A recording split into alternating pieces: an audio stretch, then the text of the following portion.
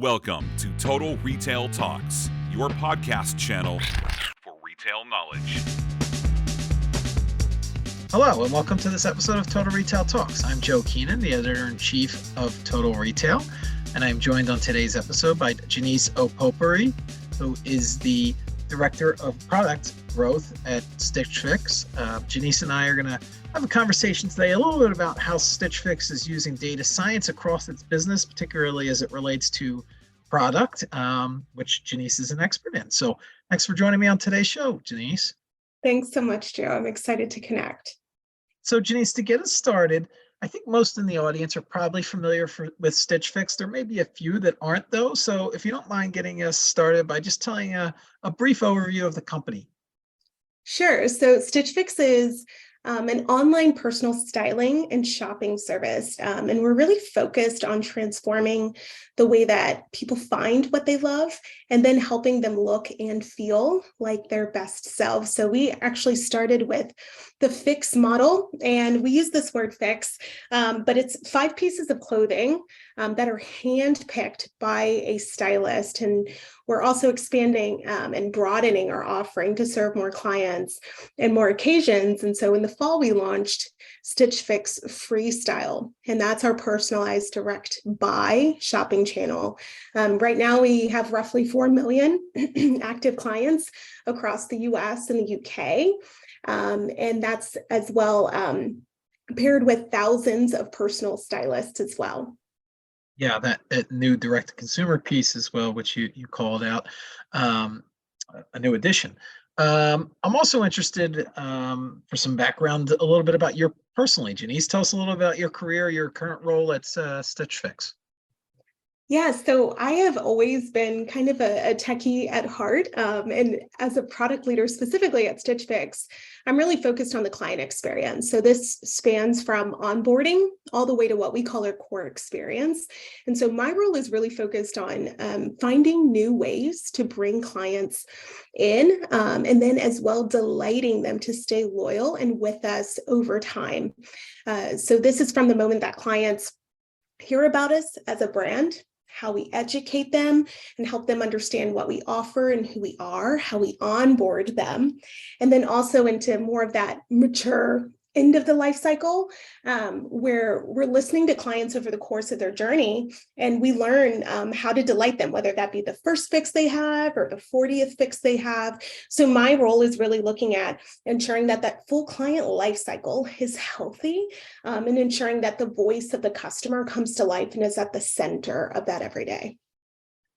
So with that voice of the customer, and as you're having these interactions with your clients and customers, you're obviously learning about them, and you're then able to then use that data to help, I would imagine, improve future experiences with Stitch Fix. Tell us a little bit about that process in terms of the data collection and how you're using data science across the business to improve the customer experience.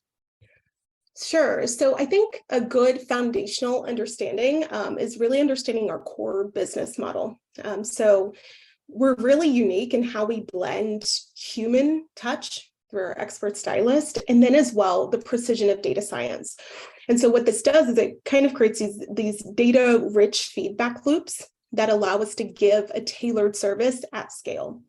So I think of the 2 arms of that, the partnership of the stylist and our algorithms that actually set us apart from most traditional retailers. And again, is really at the heart of how we're even using data science on a daily basis. So if we think about it, machines are really good at filtering lots of data. Like ensuring that clients are being sent clothes that fit their needs, their body, their interest. That's what machines are really good at. But if we take the other branch of that, the stylists are really good at building connection. And so you think of like the listening and the learning about needs and really sharing expertise and advice. And so when we think about how we're using data science, it's really in harmony with the art side of our business. So I'll give you an example of this. I became a mom in 2020, and that was a year that a lot shifted. So if I think about my own home life, my interests, my needs, my social life completely changed. And that's one of those moments where you do need to have that harmony of like the data science and the styling and the relationship. And that's where the connection really comes to play, because as my daily routine shifted, my needs shifted as well. And suddenly I had a new interest in stain resistant clothing. And so that fluctuation really deserves a response from both art and science in our business.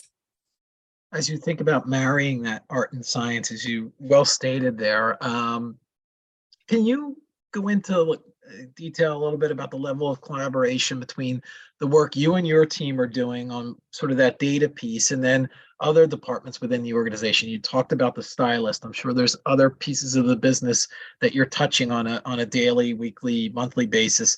Talk a little bit about some of that collaboration that's happening. So, especially in product, I think collaboration is so critical. And so we make every decision really thoughtfully and in partnership with every arm of our business. I think this is kind of like product management methodology. You find these opportunities, you take these client insights, and then you create these experiences. But to do that well, it requires really close work with other departments.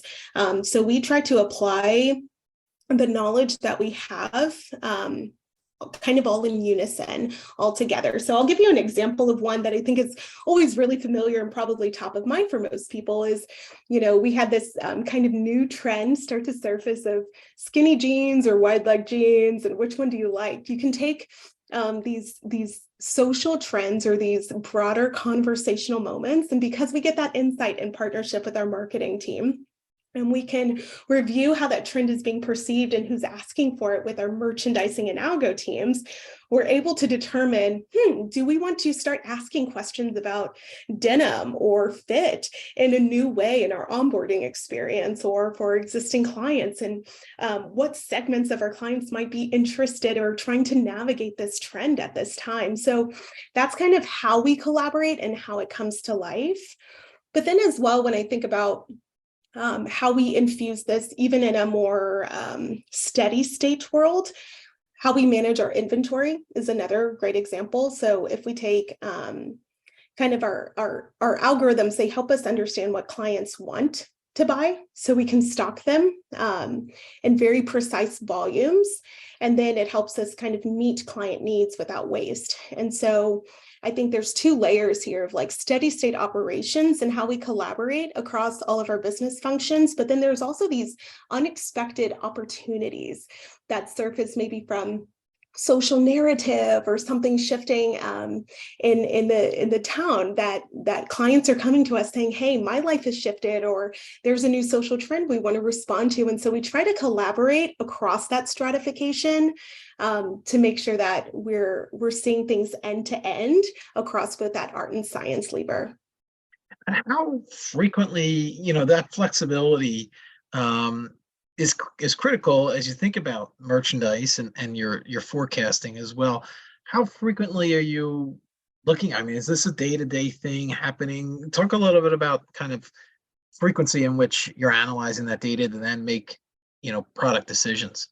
Definitely. So it's definitely a daily or more of a real-time observation. So again, if we think about that stratification, there's some steady state things where we always just need to kind of be in listening mode from a quantitative perspective. But then if we think about what our clients are facing, our clients are coming to us on a daily basis and their needs are shifting. And so our stylists are looking at, hey, what does this one individual client need and how can we serve their needs? So that is happening all the time, every single day, both on the quant and the qual side. But then there's this other layer, which is kind of the unexpected, and like something new might go viral, or there might be a shift in trend, which happens, through some lever of stasis. So, you can't always predict exactly when that comes. And this is where I think product is especially important, is to be able to spot those opportunities no matter what form they surface in. So sometimes this can be a very structured opportunity that you find, and other times it might just be that you recognize that there is a social conversation happening that you want to dig into. So I think it's really a mixture of kind of keeping your your ears open and your eyes open, because those opportunities come in many different forms, and they're not always structured, and they're also not always internal or external or from one prescriptive audience. Yeah, that's a great point. It's not always internal, external, and it's not only direct. It's not always direct, right? Like you're not just, obviously what your customers are telling you is super valuable, but you're kind of eyes open, ears to the ground of some of those other social trends that are happening, and then that's factoring into the algorithms as well, right? Completely. And, something that I always remind myself is sometimes, you have to be really thoughtful to kind of lead with understanding before prescription. And so I think our stylists demonstrate this really well, and just listening to every client has the opportunity to put this stylist note together, which is their note to their stylist. And so they're able to look at these individualized, unique needs all the time. And I'm really inspired by that in product, because that's really the same lens that we take when we think about finding new experiences or building new digital experiences. Like, how are we seeing these signals come in varied forms and staying really open and receptive to finding how we solve them rather than how we quickly prescribe them? How are you surfacing these data insights to different teams? Like, is there a set software? You don't have to go in through the, identifying individual programs and software solutions, but like, how are you making that unstructured data, structured data, getting this all cleaned up and surfacing it so that it's able to be actionable for your different teams within the organization? For sure. So I'm a big believer in personal relationships. They go a really long way, because if we think about, there are some times where we do have to surface those insights to our partners, but then there are other times where they're surfacing them to us. And so I think of partnerships as a way to have that two-way street on at all times. And it's not necessarily one specific meeting or one specific dash, though those things are helpful tools. But I haven't found that anything really beats personal relationships with clients and with your internal partners, so that you can be kind of open and ready for some of those unexpected or expected insights that might come.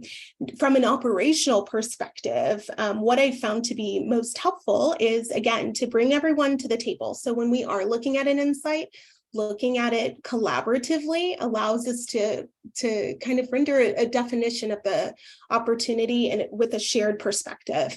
And so it might be that, let's say we have a partner, outside of product who finds something, maintaining those forums where everyone is invited, everyone is seeing the learnings, everyone's along for the journey, has just been really helpful for building relationships internally, but also making sure we have a shared definition as we go forward and actually execute or move forward. So, Janiece, you've given us a really great overview of the ways that data science factors into the Stitch Fix business model. With that in mind, can you talk a little bit about how that translates into business benefits? What are the things that you're able to pinpoint to and say, we've been able to get better at this part of the business because of our effective use of data? Yes. So I think Stitch Fix is very uniquely advantaged in the retail industry, because we're really the first company to deploy this like human in the loop retail personalization at scale. And so that allows us to be extremely personalized on an individual client basis, unlike any other retailer. So if we kind of think about like the business benefit of that, I think there's a couple places in the journey that are always top of mind. So from the moment, say, a client signs up, we show them personal recommendations in their home feed. So it's not a static home feed or someone has curated for you. It is genuinely your home feed is unique to you as an individual client. And then we constantly are refreshing that data to ensure that experience is always fresh and, again, always very personalized to you. And then it helps us to know what works and what doesn't work. So I really think of this as kind of like that constant real-time personalization loop that, since we have both the data science and also the qualitative levers, we can actually do that in micro interactions. And then as well, I think about kind of how we intentionally create moments that deepen engagement and then generate feedback. Again, this helps us strengthen that personalization loop. So we have Style Shuffle, which it has about like 9 billion ratings to date, which is quite a bit. And it's played by about a quarter of our clients every single month. So it's not only fun, it's not only kind of like a nice gamified moment in the experience, but it helps us ensure that we are constantly getting the latest feedback loop from our clients with a consistent pulse. So if you think about kind of this refreshed home feed and the Style Shuffle, which constantly is kind of pulsing new, fresh data feedback loops for us from the client in this amazing like exchange of like what we're giving them and what they're giving us. This is how we bring this to life in our client experience.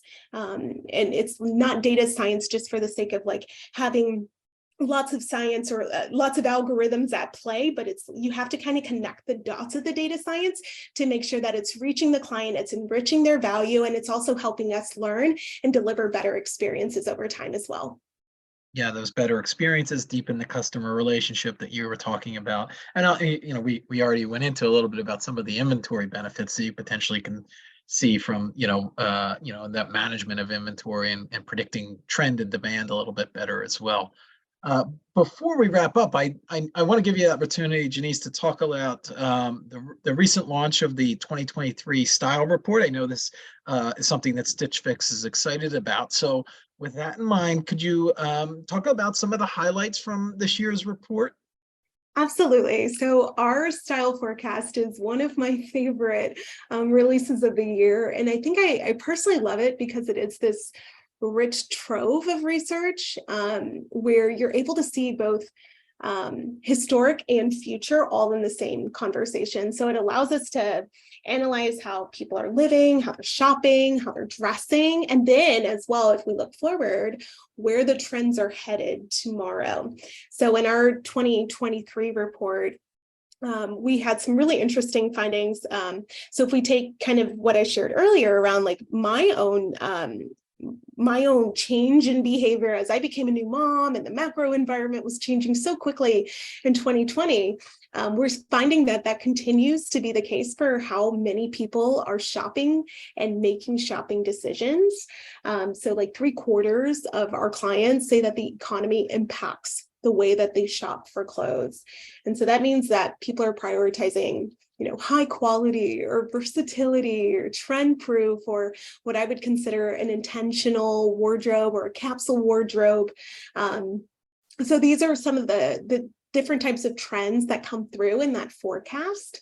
And then as well, another of my favorites from this latest is kind of that blend between workwear and weekend wear. I know I am one of those people who is constantly on Zoom calls and like the level of comfort that I dress for work, but also helps me show up as my best self is always top of mind. So we're expecting business comfort continues to evolve and is different based on if you're going back to work and like how you feel best when you get dressed for the day. And again, that style forecast really helps us like crystallize a moment in time where we can look back based on what we've learned from our data science, but also look forward from like the view of our stylist, our merchandising partners, and as well what clients are saying they're expecting next. It really just crystallizes a really amazing moment, kind of looking backward and forward at once.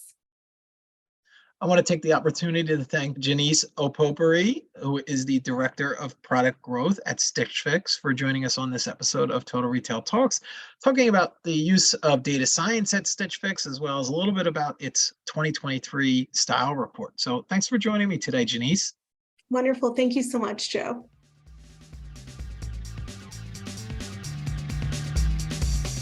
Thanks for listening. For more information on this podcast, please check out our podcast channel page at mytotalretail.com/podcasts for show notes. Total Retail Talks is available on Apple Podcasts, Google Podcasts, Stitcher, and Spotify.